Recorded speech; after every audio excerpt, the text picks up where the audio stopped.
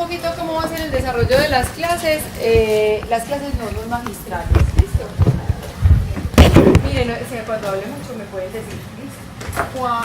Hoy en día, pues dar una clase magistral no tiene sentido, porque es que lo que yo le voy a decir, la psoriasis es una enfermedad donde hay un cambio epidérmico aumentado, usted hace clic en el computador y le aparece lo mismo que yo le puedo decir acá, ¿listo? O sea, ustedes hoy en día tienen el acceso a la información sin necesidad de ir a clase. El propósito de la clase es que ustedes siempre lean los temas que vamos a acordar. Los tienen que traer leídos, sin duda. Y con base siempre en la lectura y en los casos, pues y en el tema que escogimos, hacemos siempre casos clínicos. O sea, aquí no hacemos sino ver pacientes. ¿Listo? Entonces la clase empieza con el compañero que va a hacer una descripción y va a proponer un diagnóstico, él va a proponer el plan de tratamiento, ella nos va a decir histológicamente qué es lo que está pasando, cuál es la asociación, pues obviamente fisiológica, qué es lo que ocurre, pero todo desde el ejercicio de ver y ver pacientes. ¿Listo? Bueno, las primeras tres pueden ser obviamente más magistrales porque son los básicos.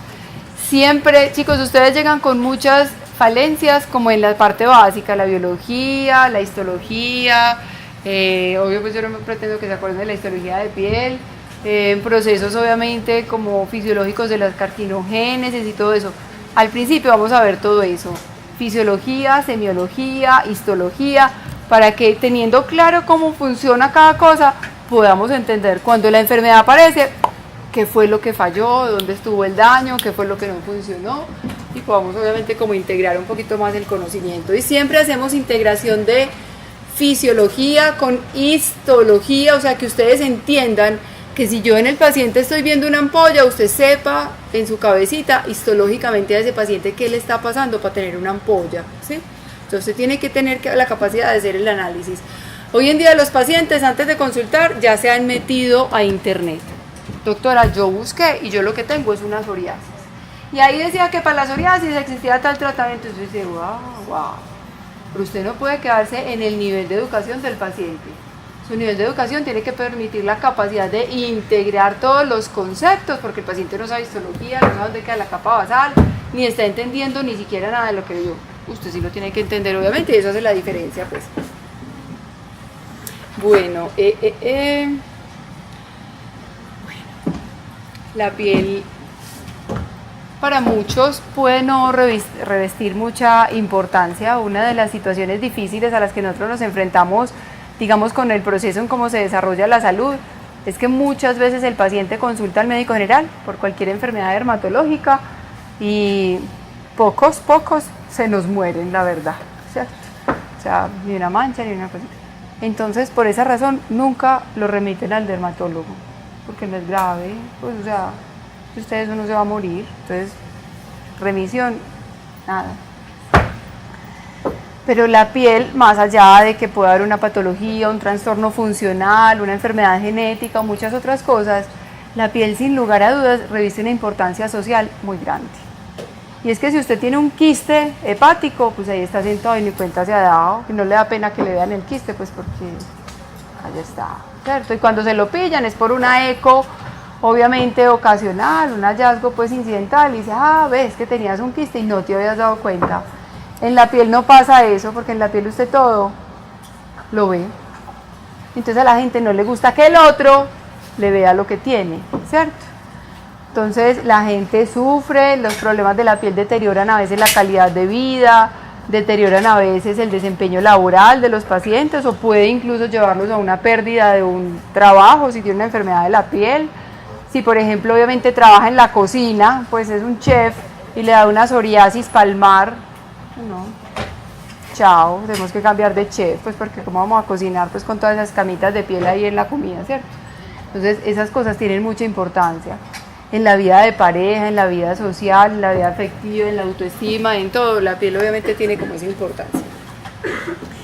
Hay una característica muy importante y es que usualmente aprendemos dermatología y lo más común es que aprendemos dermatología de la piel blanca, porque uno va a la piel negra y todo cambia. Y lo que era rojo en la piel blanca, pues en la negra no se ve rojo, en la negra se ve como pigmentado, café, negro, pues o tonalidades oscuras. Y lo que uno veía como un borde muy bien definido en una piel blanca, a veces en la piel negra no se ve el borde. ¿Por qué? Pues obviamente porque la melanina interfiere un poquitico como en ese aspecto visual y es un proceso distinto. Afortunadamente las pieles morenas y los negros tienen una piel mucho más resistente, pocas veces se enferman, lo que les da son como condiciones tan propias de su color negro, y generalmente las enfermedades importantes pues van a dar en la piel blanca como vimos ahora. ¿Listo? La piel tiene características obviamente que nos permite identificar, y hay enfermedades que hacen que perdamos incluso ese proceso de identificación puntual pues que nos puede caracterizar. Obviamente hay varias tonalidades, pero cuando esa piel ya no tiene esa imagen bonita, aceptable, de una piel sana, que de alguna manera es como ese reflejo del estado de salud del paciente, realmente se sufre, o sea, y el paciente se agobia sin duda cuando tiene una enfermedad dermatológica. No son solo las lesiones como cotidianas, sino que las enfermedades deterioran mucho. Puede que no le duela, puede que no sienta nada, puede que no tenga síntomas sistémicos, pero todos los días se levanta y todos los días se ve con ese brote. O sea, ese paciente quiere levantarse y verse obviamente bien, sanito, recuperar obviamente como la integridad de su piel, y al paciente poco le importa el funcionamiento de la piel, si funciona bien como mecanismo de barrera o no, al paciente le importa que se vea bonita. Ya, o sea, doctora, se me quitó, listo. Entonces son muchas las condiciones obviamente a las que vamos a estar atentos y que vamos a aprender para ayudarle pues precisamente como a ese paciente. Los ojos no ven lo que la mente no conoce, o los ojos solamente ven lo que la mente conoce. Cualquiera de las dos pues para decir la misma cosa. Y es que si usted no lo leyó, no lo vio. Y si no lo vio, no lo diagnosticó. O sea, uno solo diagnostica las cosas que se sabe. Yo me decía acné, melasma, cicatrices y psoriasis. Todo lo demás, no tengo ni idea que existe. O sea que yo a toda la gente lo hago con los mismos ojos, con ojos de acné, de psoriasis o de cualquier otra dermatitis que yo conozca. Si lo demás no lo conozco, nunca lo voy a diagnosticar. ¿Listo? Por eso en derma uno se tiene que fijar muy bien qué es lo primero que uno percibe, pero cuando uno mira bien y como con despacio dice, ah no, yo vi como otra cosa, pero ahora que lo veo en detalle es distinto a lo que yo pensé que era. Por eso siempre la recomendación y la invitación en dermatología y en cualquier ejercicio de su medicina, en cualquier área pues que ustedes estén trabajando, es revisen al paciente. En derma no está el paciente sentado, pues ya le vi el acné, ¿cierto? Ahí sentadito, yo ya le vi. A veces uno asume que el paciente llega por el acné. Sin embargo, uno pues por prudencia pregunta, contame qué te trajo a dermatología. Ah, doctora, un lunar en la espalda, eso es el acné. Y uno dice, ah, bueno, ¿alguna otra cosita que me quieras preguntar? No, doctora, no, solo el lunar. O sea, si no le importa, obviamente, yo también tengo que respetar eso pues en mi paciente. Y ven y yo te paso, yo te reviso, yo ya lo veo desde que está ahí de pronto sentadito, porque en la cara podemos ver muchas de las enfermedades, pero sin embargo, vení, vamos a pasar a la camilla que yo te reviso. El acercamiento me permite hacer un diagnóstico más concienzudo, y en la dermatología casi todos los sentidos, excepto el gusto, son muy útiles. El tacto aporta mucho. Cuando una lesión está infiltrada y está dura, me está diciendo en qué nivel histológicamente se está generando. Los olores hacen diagnósticos también, ¿cierto? Esa parte es muy maluca, ¿cierto? Pero usted ni se inmuta, a pesar de que el olor sea así súper nefasto, usted tranquilo, listo, no vayan a empezar a hacer caras ni nada pues allá en la consulta que me provoca como machacarlos. O el paciente se quita la camisa y yo no, uy, no, o sea, espérate que el pacientico se va a estresar obviamente con esa expresión, listo, o sea, serenos y tranquilos. Cuando ya se vaya el paciente usted dice, uy, profe, estaba horrible, sí, pero pues no se lo diga al paciente, listo. Entonces siempre vemos con mucho detalle las cositas. Chicos, ¿quién tiene un marcador?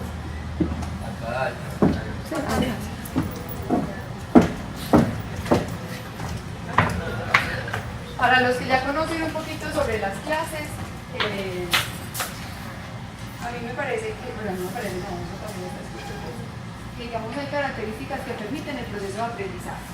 Uno hay que leer, ¿cierto? Eso es fundamental para poder aprender. Dos, hay que repetir. Lo que yo veo una vez y nunca jamás en la vida lo volví a ver, cuando uno entra varias veces por un caminito y se lo aprende de memoria, o la única vez que uno fue, uno le dice por dónde era que quedaba, yo no me acuerdo. Es exactamente lo mismo. Entonces aquí, consecutivamente en las clases vamos a estar repitiendo la histología. ¿Cómo es que la histología? ¿Me acordás de la histología? ¿Dónde es que queda la capa basal? Me decís por favor de la espinosa. Vení, ¿qué pasó con la capa? Porque eso todo el tiempo se da, pero Dios mío, qué cansancio. Pero al final, si ya se sabe la histología, súper bien. ¿Listo?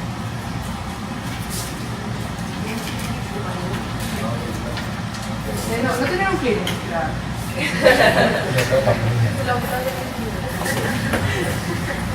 Y el dibujo a mí me resulta también muy útil y que ustedes aprendan a dibujar. Los hombres dibujan muy mal, perdón, pues que les quede tan solo, pero las mujeres dibujamos mucho mejor.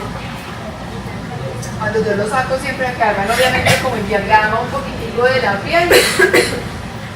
Entonces, para el hombre la piel se resume en eso, como todo en la vida de los hombres, ¿cierto? O sea, profe, 3 capas. También nosotras. La epidermis, la dermis, el tejido celular subcutáneo y cada una de las capas. ¿Listo? Cada quien obviamente con sus gustos.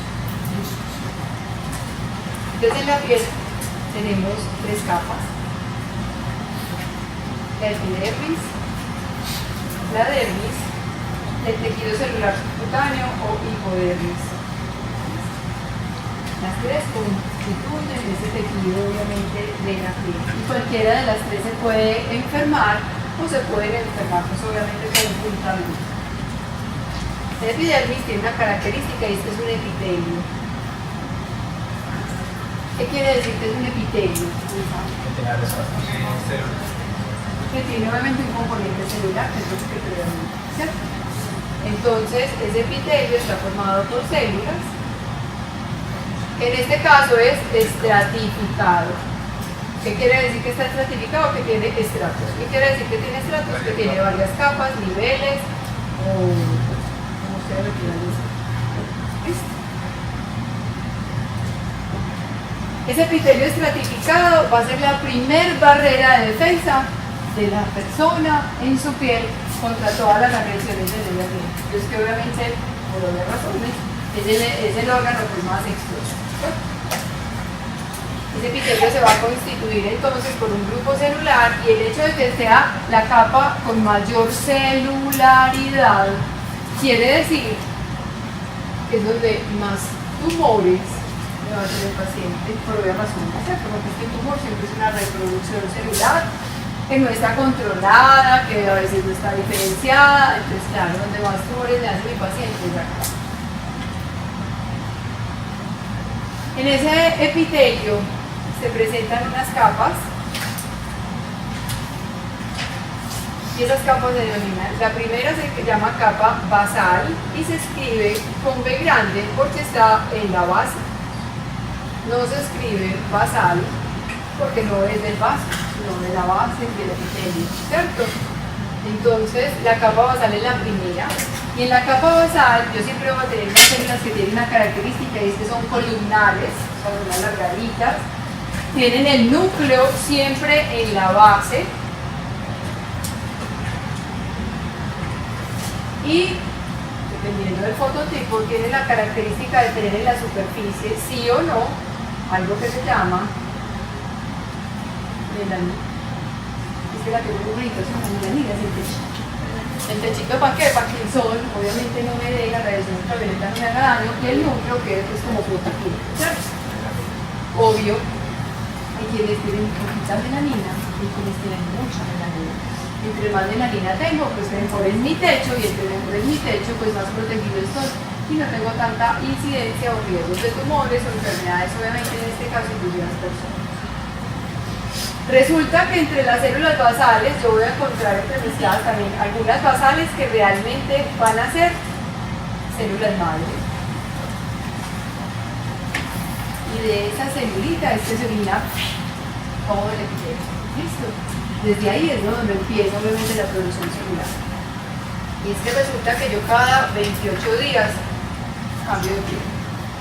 Ustedes en un cuando dejan la piel pegada de la cama, se levantan y 28 días ya pasaron y dejan ahí. No, o sea, Entonces yo me demoro 14 días mientras desde la capa basal me voy hasta la capa córnea. Y me demoro otros 14 mientras la córnea se estrena. Listo, ahí se fueron 28 días y yo estoy renovando. Entonces siempre estas células madre están ahí y no se mueven y son las mismas y no cambian. Pero las demás están haciendo un proceso como de transición. En esa transición no solamente van a migrar a la superficie, sino que van a cambiar un poquitico la estructura y la configuración. ¿Listo? Como es la estructura, como es el citoesqueleto. Entonces lo primero que pasa es que esa célula basal va a migrar y se va a hacer un poquito poligonal, como más cuadradito. Y al hacerse poligonal, su núcleo llega y se ubica en el centro y cambia ese citoesqueleto que está conformado por una cosa que se llaman citoqueratinas. Dice, ay, nena, estas son informaciones obviamente como mucha, pero si usted no entiende que las citoqueratinas son fundamentales para un montón de enfermedades, cuando un paciente le falta una de esas citoqueratinas, entonces empieza la alimentación. ¿Listo? Y ahí se constituye el más ancho de todas las capitas de la epidermis, que es el estrato espinoso. Entonces ese estrato espinoso, que es poligonal, que tiene un núcleo en el centro, tiene una característica que lo diferencia de todos los otros, de basal, del granuloso, del corno, y es que está formado por varias capitas. ¿Listo? Y ese es el que le da mayor espesor a la epidermis. Ahí está el estrato espinoso y posteriormente el estrato espinoso vuelve y migra un poquito más alto y en su núcleo va a liberar unos gránulos de queratohialina. La liberación de esos gránulos de queratohialina es fundamental para que en la superficie, digamos, que se forme como un sellamiento, digamos, entre cada célula, como un cemento, que obviamente hay como en los espacios intercelulares y que hace que yo no pierda agua por la piel. Si yo no tuviera ese cemento intracelular, pues obviamente estaría perdiendo piel y tendría mil problemas. Y vamos a ver después cuántos pacientes no tienen realmente estas secreciones, tejidos que se van disponiendo como en los espacios intercelulares y les van a proveer obviamente de enfermedades. Entonces liberan los granos de queratohialina y se achata. La célula se hace planita.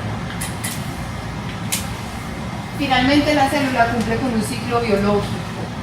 O sea que ya la replicación, la DNA, todas esas cositas no va a ocurrir. Hace un proceso prácticamente como si fuera apoptótico, porque su núcleo desaparece y la célula queda inerte. O sea, no cumple con ninguna función biológica, solamente está ahí dispuesta haciendo un fenómeno como de barrera. Y ahí se conoce como capa córnea. Entonces, entre la basal, el escamoso y la granulosa, cual nunca me va a dar tumores. La córnea nunca me va a dar tumores. O sea, yo nunca voy a tener tumores de la capa córnea. ¿Por qué? Porque esa célula no tiene actividad biológica. ¿Listo? Digamos que así se disponen de forma más práctica y útil las capas, pues obviamente del epitelio de la epidermis. Además de estos, que se van a conocer como queratinocitos, que así se denominan todos, la basal, la espinosa, granulosa y córnea, todos se llaman queratinocitos. Hay unos que son células no queratinocitos. Y es fácil a veces diferenciarlo ahora, porque incluso una de las propuestas nuevas de clasificación de los tumores es el tumor queratinocítico y tumor no queratinocítico. ¿Listo? Entonces empiezan a disponer unas células dendríticas que están como entremezcladas en la basal. Esas células con unas prolongaciones como digitiformes son las encargadas de producir melanina. Y si producen melanina se llaman melanocitos. ¿Qué hace el melanocito? Obviamente el melanocito que se encarga simplemente de producir la melanina, le transfiere y le pasa, entonces por uno de esos pseudópodos que tiene, le entrega a partir de unas vesiculitas a la otra célula, que se llaman melanosomas, le provee la melanina. ¿cierto? Entonces dispone que todas las que están alrededor queden cubiertas y queden protegidas. Y tenemos adicional a eso otras células que son menores en cantidad, que se llaman las células de Merkel. Las células de Merkel tienen una característica y es que son como receptores, obviamente de presión o mecánicos, nociceptoras. Entonces estas celulitas que son poquitas son las que también permiten obviamente que en la superficie pues percibamos obviamente como todos los cambios de frío, calor a los que estamos expuestos, más allá pues, de los equilibrios nerviosos de la vida. Aquí me falta una celulita súper importante, y es que probablemente ustedes han leído que uno de los órganos inmunológicos, es decir, que la nosotros digo, vamos más bonito, ¿cierto? Uno de los órganos más importantes inmunológicamente es la piel. Y es que en la piel se necesitan muchas actividades, obviamente, inmunológicas. Y eso se debe, por ejemplo, a la cantidad de estas células que se llaman células de Langerhans, que son obviamente derivadas de los macrófagos y tienen la característica de una cosa que se llama presentación de antígenos. Entonces, ¿a cuántos antígenos se expone la piel todos los días? Incontables. Muchos de ellos por su peso molecular y por sus capacidades obviamente físicas son capaces de traspasar la barrera, y si traspasan la barrera pues allá llegan y se representan a la célula de Langerhans, y la célula de Langerhans dice, bueno, aquí hay un antígeno, yo lo voy a procesar, lo voy a reconocer, se expone a él, y posteriormente después cuando damos fisiología es la que se encarga de todo el proceso de inmunidad retardada. Estos serían los tres grupos de células no queratinocíticas que vamos a tener obviamente en la epidermis. ¿Listo? La epidermis tiene una característica, es que tiene que tener un grosor específico. Ese grosor lo vamos perdiendo con la edad. Entonces el niño, el adolescente, el adulto joven tienen un buen grosor, por ejemplo, de su piel. Pero los ancianitos, si ustedes se dan cuenta, la piel es supremamente delgadita. Dice que obviamente se va perdiendo, no solo por la exposición solar, sino por la piel, la capacidad obviamente de hacer diferenciación celular.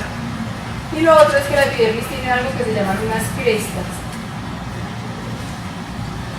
Las crestas epidérmicas facilitan una cosa que se llama el anclaje. Literal, o sea, la epidermis se tiene que anclar a la dermis, porque es que si no está anclado, se desprende. Y en muchas enfermedades la epidermis se le va a desprender al paciente de la dermis, y el paciente va a sufrir de enfermedades ampollosas porque se le está despegando o desprendiendo la epidermis. ¿Listo? Entonces esas crestas facilitan también el proceso de anclaje. Y para quienes viven con los abuelitos o cosas así, el abuelito le dice a uno mucho, pues es un abuelito, pero que los viejitos tienen, ay, es que yo no me he hecho nada, y mire la herida que me hizo, se me levantó el cuerito, les aparecen cueritas casi espontáneas. Es porque la piel en ellos, por ejemplo, ahí sí el dibujo estaría perfecto así, y es que está la epidermis, pero las crestas se perdieron. Entonces la epidermis es plana. Y la pérdida de crestas tiene mucho que ver con el anclaje. Adicional a eso, aquí aparece algo que se llama la membrana basal. Entonces, ojo para que no se confundan. Hay una que se llama capa basal. Capa. Y la capa basal hace parte de los estratos, entonces el primer estrato, digamos, de la epidermis, y es celular, ¿cierto? En cambio la membrana basal no es más que un conjunto de glicoproteínas que van a hacer un proceso de anclaje. Entonces ahí está el colágeno tipo 7, el colágeno tipo 4 y muchas glicoproteínas de distintos pesos moleculares. ¿Qué van a hacer esas glicoproteínas? Van a facilitar todos los procesos de anclaje y de unión también dermoepidermis. ¿Listo? Entonces cuando me dicen, es que tiene una enfermedad por un trastorno o un anticuerpo que está dirigido en contra de una de las proteínas de la membrana basal, yo estoy aquí muy claro. Pero si me dicen que es una enfermedad de la capa basal, entonces obviamente voy a pensar que el trastorno es primario de tipo celular. ¿Listo? Aparece aquí la dermis y estos espaciecitos en los cuales se mete el epidermis se llaman papilas. Eso es muy fácil porque me va a permitir reconocer entonces que hay una dermis que se llama la papilar. Entonces, ¿cuál es la papilar? La de arriba. Y hay otra que se llama reticular. Y también le damos el nombre de dermis adventicia a la que está rodeando los vasos sanguíneos. Entonces tengo un vaso sanguíneo, pues vénulas, arteriolas, pequeños linfáticos, el paquete vascular nervioso completo con su siguiente nervioso. Y resulta que toda la dermis que está alrededor,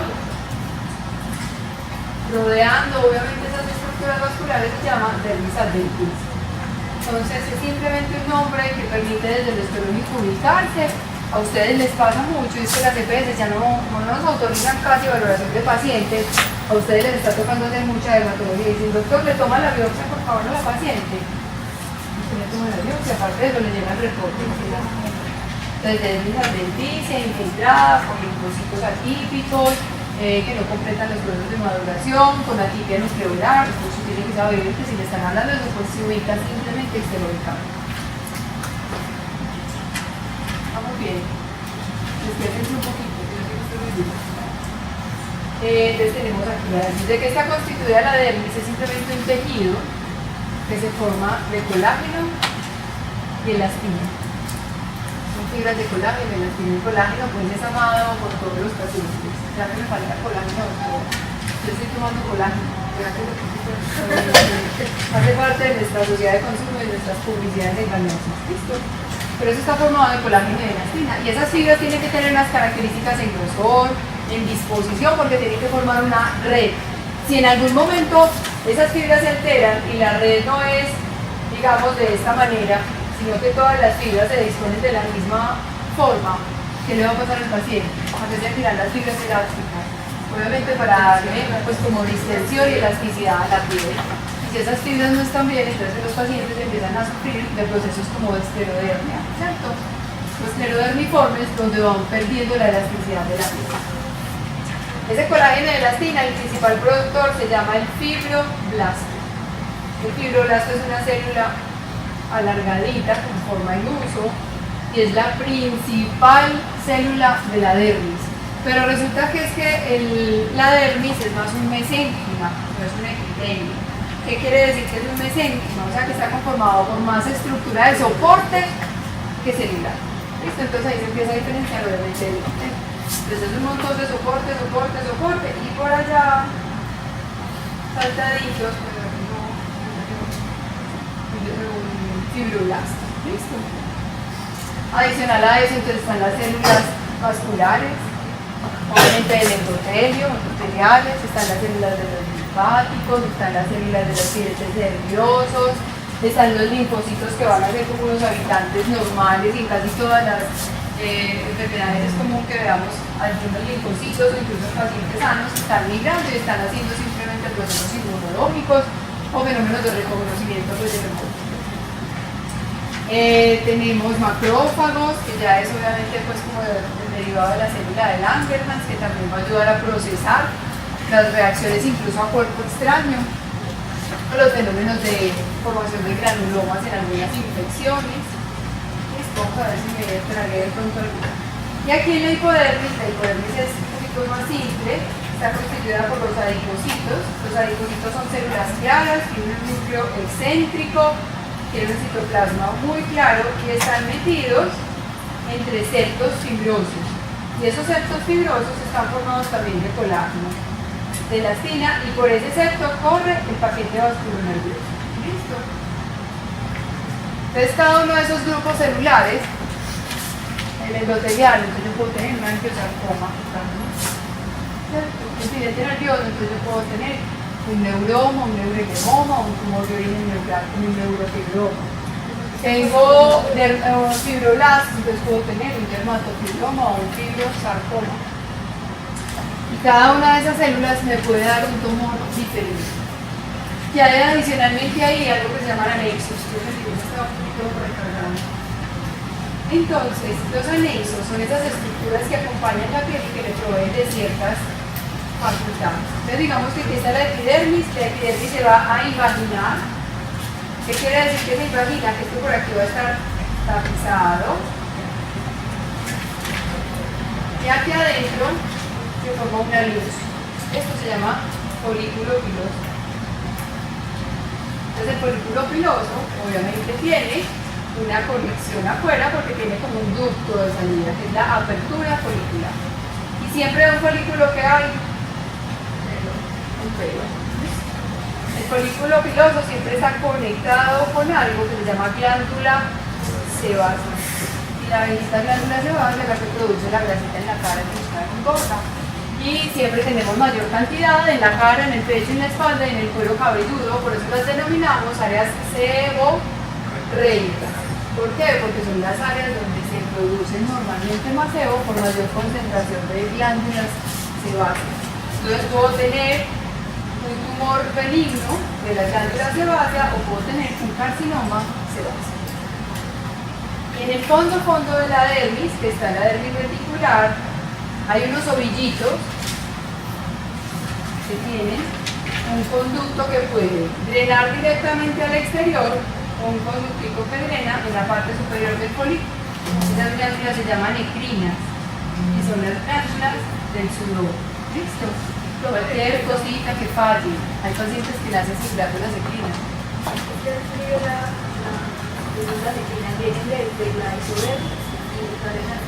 Ahí abajo es el ovillito como productor, ¿cierto? Y después esto se llama el acrocenintio, que es como el conducto por el cual se va a drenar al exterior. Ese conducto puede desembocar o en el exterior o puede desembocar en el folículo también. Son dos formas que tiene obviamente la glándula necrina de desembocar y de como extruir un poquitico el material que produce, que en este caso es sudor. ¿Listo? Y bueno, yo creo que ahí bien, vamos a ver qué se me ve.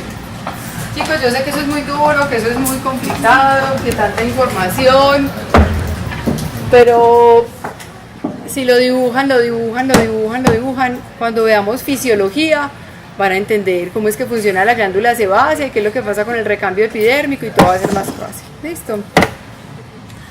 ¿Alguna duda hasta acá? ¿Están todos ahí como? Bueno.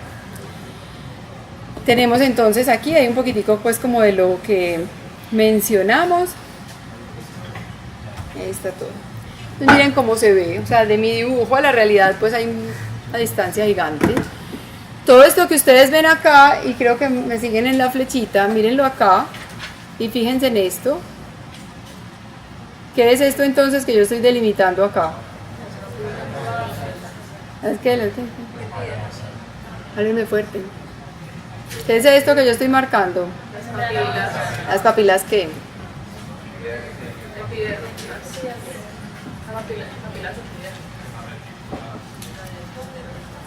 ¿Quién da más? ¿Quién dice papilas epidérmicas? Entonces, ¿qué es eso? A ver, pues. Miren lo que yo estoy aquí mostrándoles, esto. ¿Cómo se llaman?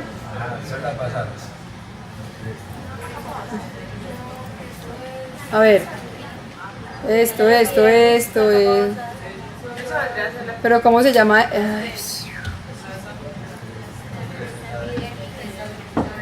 Crestas epidérmicas, ¿listo? Las crestas no son dérmicas, son epidérmicas, ¿listo? O sea, la epidermis que me hace obviamente como esas ondulaciones, porque las dérmicas son las papilas, ¿cierto? Entonces esta es la papila dérmica y esta es la cresta epidérmica, ¿listo?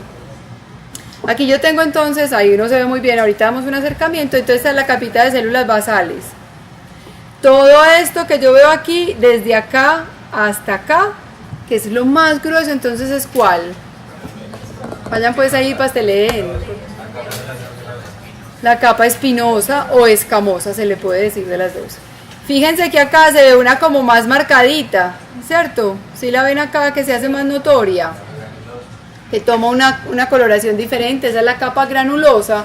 Y se tiñe de ese color a la hematoxilina eosina por los gránulos de creatoidealina. Entonces esta es la capita granulosa. Y miren todo esto. ¿Qué será todo esto?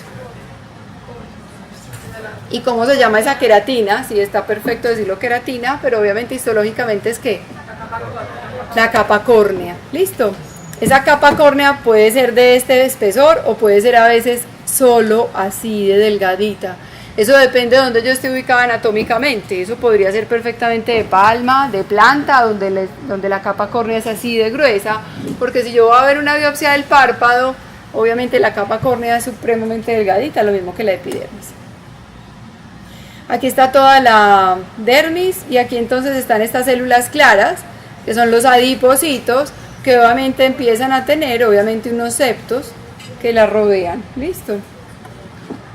Aquí está más lindo, las células basales, todo esto, todo, estrato espinoso y llega a la granulosa. Aquí por ejemplo no está la célula, las capas córnea, la capa córnea. Listo. Y miren que es muy bonito porque cada una de las células tiene perfectamente unas uniones intercelulares que le permite estar súper pegadita. Esas uniones intercelulares en la piel, en la epidermis, se van a llamar desmosomas y simplemente son proteínas de anclaje. La desmogleína 1 y la 3 son las más frecuentes y están pegaditas. Y cuando un paciente tiene una enfermedad de esos desmosomas, se le despegan las células de la piel y empieza a producir enfermedades erosivas o ampollosas.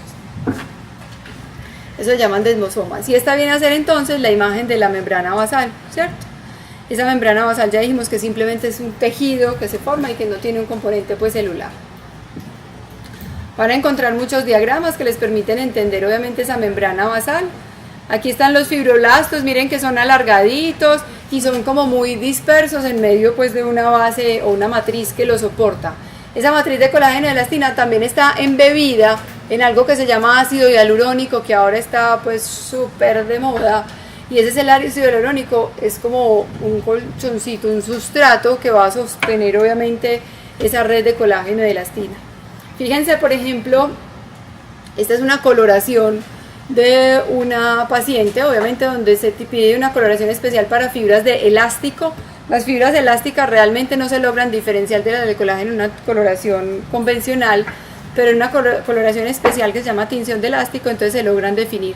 Y miren que aquí no se disponen como de forma regular, ordenada, sino que están todas obviamente pues como en desorden y eso le va a conferir unas características a la enfermedad. Y miren por ejemplo en esta, aquí se ve la epidermis, váyanse ubicando un poquitico, y todo esto entonces pertenece a la dermis. Pero la dermis ya no se ve así como sueltecita, ¿cierto? Como las fibritas sueltecitas, sino que se ven como compactas. Esas son otras características, obviamente, que me van a reportar como enfermedad. Aquí está, por ejemplo, la epidermis, esta toda es la dermis, pero ¿qué le pasó a la dermis en el centro? Tiene un grupo de células que están confluyendo y están formando masas, o sea que ese paciente me está haciendo probablemente un tumor que me invade la dermis. Mírenlo, acá también se ve muy bien. Aquí está la capa córnea, la granulosa, el estrato, pues el epitelio obviamente escamoso y el basal. Y miren cómo la dermis es infiltrado por masas de células que me están indicando que hay una patología tumoral. Hipodermis, tejido conectivo, adipocitos.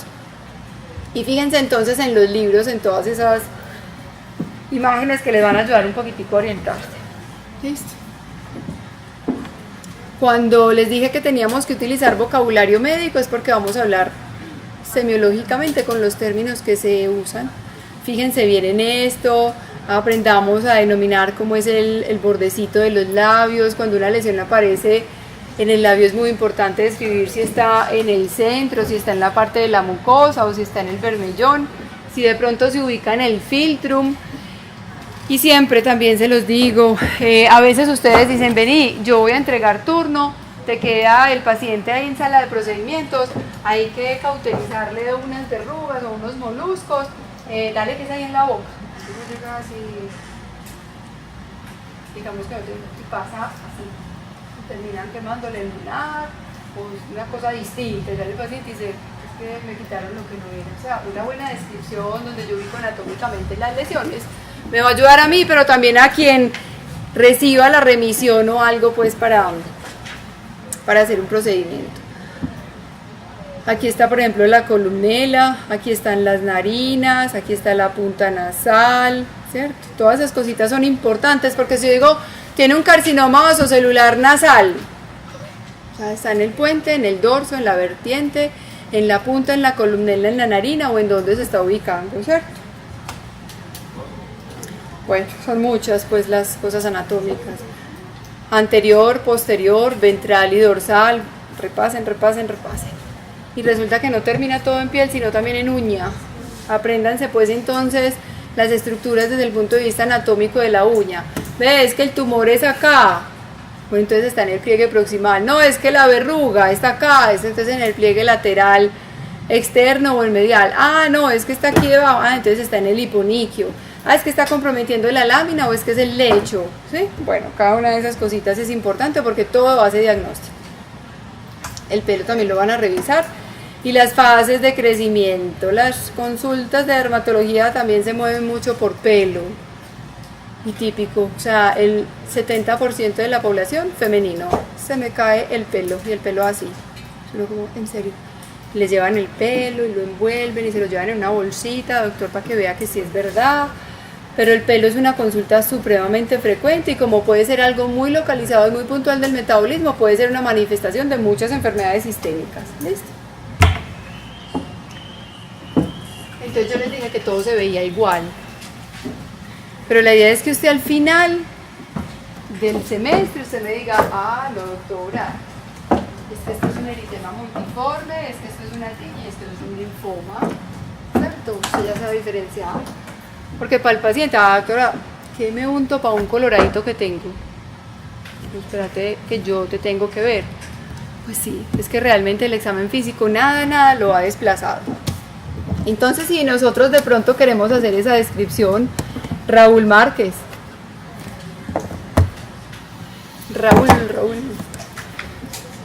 Raúl, ¿me puedes describir esta lesión, porfa?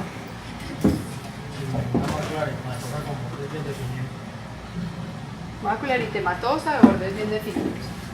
¿Tú crees que desde ahí esta puede ser una mácula eritematosa de bordes bien definidos? Esta mácula eritematosa de bordes bien definidos. No, la inflamatoria. Esta. ¿Tú crees desde ahí que si yo pasara aquí podría sentir algunos cambios en la superficie del paciente? ¿Sí o no? A la palpación. Solo con esa imagen, con esos cambios que yo veo. ¿Es que sobrelevado? Podría percibir yo un cambio en la textura entre esta piel y esta, con estos cambios que yo veo acá. Entonces, al decir que sí, yo asumo que ya tengo mácula y paso a hacer placa. Ahorita lo vemos. Entonces es una placa eritematosa de bordes bien definidos. Y esta, Raúl. Esa también parece ser sobrelevada. ¿Tú crees que se palpa o no se palpa un cambio en la textura? Entonces se convierte en placa. ¿Qué color tiene? Tiene bordes eritematosos y un centro. ¿Y te parece que están bien definidos? No, ¿No te parece que estén bien definidos? Ya está. más bien, parece sobrelevada y bordes no. O sea que se convierte en placa. Color. Con bordes más definidos. Mal. Mira, esto tan hermoso, pues. O sea, casi que con un marcador lo puedo llevar. Y entonces, doctora, ¿qué hago? Pues ustedes en el rural y por allá dicen, doctora, ¿qué hago? Una placa eritematosa de bordes medianamente definidos. ¿Qué tiene diferente esta de esta? De esta. ¿Qué tiene la una que no tiene la otra y que no tiene la otra? ¿Qué tiene esta que no tienen las demás? En términos de ustedes, yo no pretendo que hoy me hablen semiológicamente, ¿listo? En términos convencionales, como incluso un paciente lo podría describir. ¿Qué tiene esta, que no tiene esta y que no tiene esta? Pero debe utilizarme la simetría también. Porque las dos primeras se puede decir que son simétricas, y todas las primeras son simétricas. La simetría siempre se hace con un ejercicio mental de partir como en dos la lesión. Si esta mitad se parece a esta, es simétrica.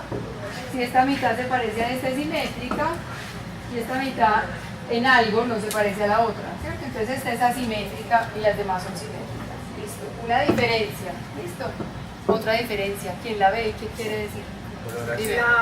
La infecciosa se ve como descamativa. Entonces esta tiene una superficie descamativa, ¿cierto que sí? La tumoral tiene cambios de color, o sea, no tiene un tono uniforme. ¿Cierto? tiene como una hiperpigmentación en el centro, ¿cierto? O más o menos como a las 2 pues, del reloj. Si hace un relojito, más o menos como a las 2, pues, listo. ¿Qué más diferencias hay? Esta pobre pues, ¿qué? También que la gaseosa, el centro se ve pigmentado. En esta el centro está claro, levemente hipopigmentado. ¿Qué más? ¿Y esta pues qué? No aplica para nada. Que se ve aquí como en el centro. Eritematoso. Y este eritema es igual a este eritema. ¿Cierto que no? Forma como un halo, ¿cierto? O como un efecto que se llama efecto en diana. Diana es como tiro al blanco, pues. ¿Listo? La que tiene como varios halitos de diferente color. Y aparte de eso tiene como una superficie que simula o refleja un poquito de brillo, como en la superficie, ¿cierto?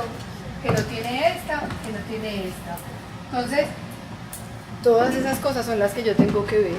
¿Listo? En dermatología, el brillito, la diana, la descamación, la simetría y todo me hace la diferencia para yo definir si este es un eritema multiforme, si esta es una tinea corporis o si este es un linfoma. ¿Listo? Porque si yo pues el linfoma lo confundo con tiña, pues maluco, ¿cierto? Claramente mi paciente va a andar por ahí cargándose su linfoma y tratándoselo con clotrimazol. Y si el infecciosa, pues bueno, a veces pasa. Usted al principio lo ve distinto y pensó que era una enfermedad inflamatoria, lo trató, después llegó pues con esa tiñota así porque usted le puso esteroide y dice, ay, era una tiña. Bueno, no pasó nada, usted lo alcanza a corregir. Pero cuando, digamos, se nos pasa una enfermedad tumoral o algo de importancia, como un eritema multiforme, un lupus cutáneo, pues obviamente me reviste que no sea oportuno el diagnóstico a mi paciente. Entonces, en dermatología siempre hacemos la historia clínica convencional, pues, pero vamos a empezar a mirarla pues en las rotaciones un poquitico más práctica. Y tengo que ser minucioso, así como cuando las mujeres contamos, no, mi amor, ¿cómo te fue? Al hombre, bien.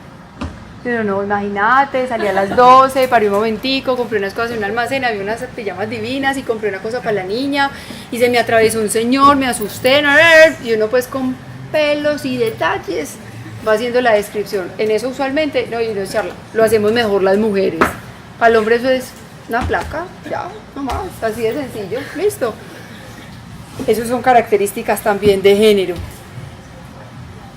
Por eso derma, perdón que sonó muy duro, nunca se consulta por teléfono. ¿Qué hago? ¿Qué tengo que ver? Porque nos mataron los medios de comunicación. Entonces ahora el paciente, doctora, me dice que tengo, ¿no? No, pero anda a la consulta, con mucho gusto. Doctora, esto le salió a mi hermano. Como que, anda a la consulta que yo lo veo con gusto. Y no es negligencia, ¿cierto? Es que si yo no lo toco, a ver si está infiltrado, si yo no veo si con la uñita me descama, si yo no veo si tiene otras lesiones de pronto en el cuerpo que el paciente no se ha percatado que tiene, pues fallo en el diagnóstico. Si uno puede fallar normalmente con el paciente al frente, ahora pues vía telefónica, peor. Entonces cuando ustedes les digan eso, diga, lo siento, no te puedo ayudar, listo. O sea, yo tengo que ver primero qué es lo que tenés y te tengo que hacer un examen físico completo. Porque es que no es lo mismo que un granito tenga 2 años de evolución a que haya tenido 2 semanas de haber aparecido. Eso de entrada incluso a mí me puede cambiar perfectamente el diagnóstico, ¿listo? Y es que la palpación resulta que es infiltrado y resulta que yo lo veía y yo pensaba que era como blandito y no, y cuando lo palpé, dije, no, ya puedo pensar en otra cosa. Entonces este paciente, que se ve que es un paciente un fototipo claro, que es un paciente que de edad obviamente, se tenga un grano en la nariz. Un grano en la nariz. Si es por acá, pues usted se imagina 30 granos en la nariz.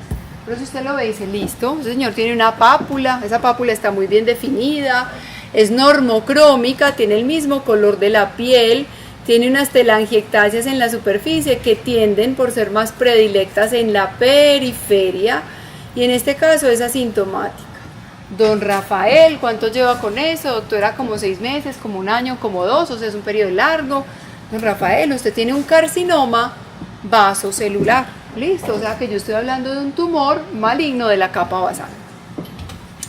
Pero si el nieto, el hijo, el primo, el vecino de don Rafael también dice, yo también tengo granito en la nariz, ¿será que tengo un carcinoma vasocelular como don Rafael? Porque ya me preocupé.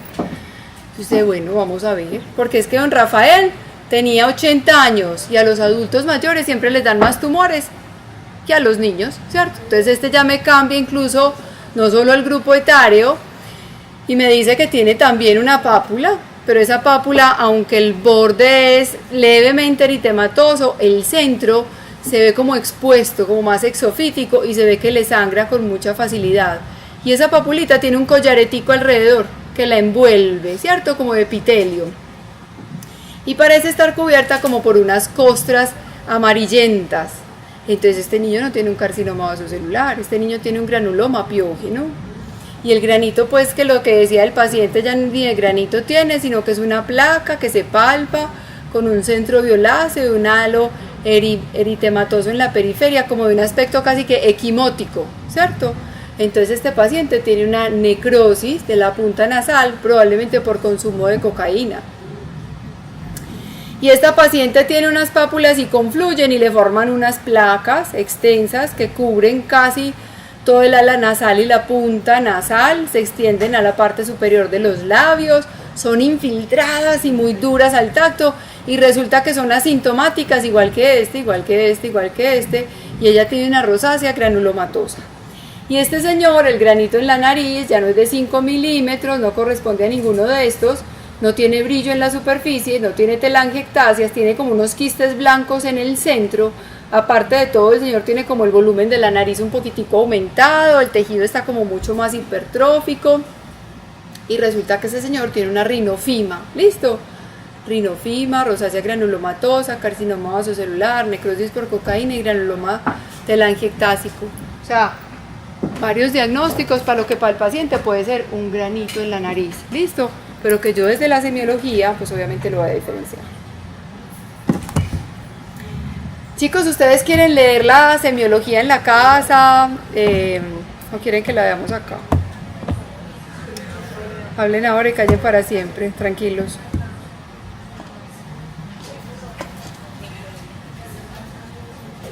¿La leen? Y revisamos la otra semana. Listo. Se van a leer todas las lesiones primarias, todas las secundarias. Van a empezar obviamente a hacer procesos de descripción. El ejercicio de ver imágenes y describir es el que más les va a ayudar a ustedes. Listo.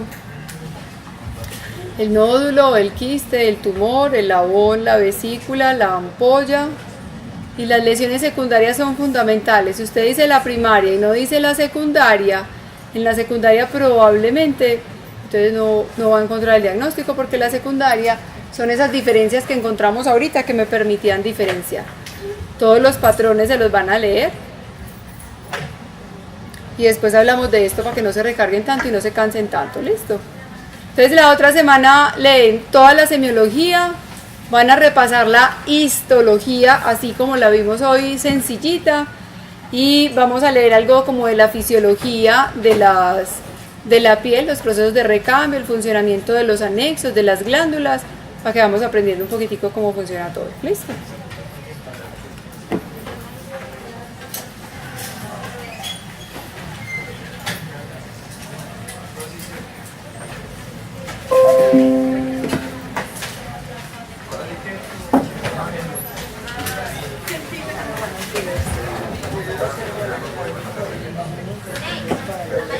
¿Cuál es tu nombre?